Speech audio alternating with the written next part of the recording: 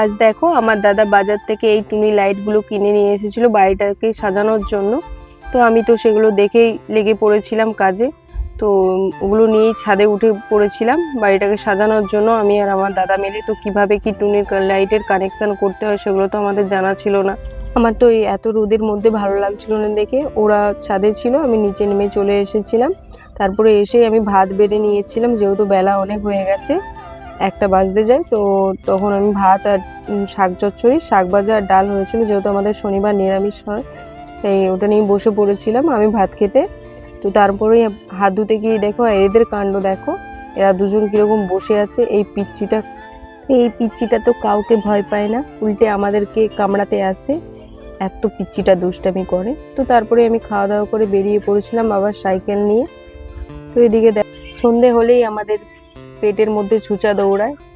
তো দুজনে মিলে বেরিয়ে পড়েছিলাম খেতে।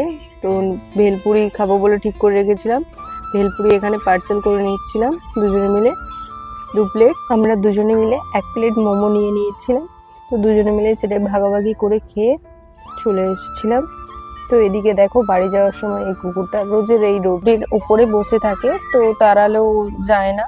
তো যাই হোক, ওকে তাড়িয়ে দিয়ে আমরা বাড়ি চলে এসেছিলাম। তো আজকের মতো এখানে ভিডিওটা শেষ করলাম।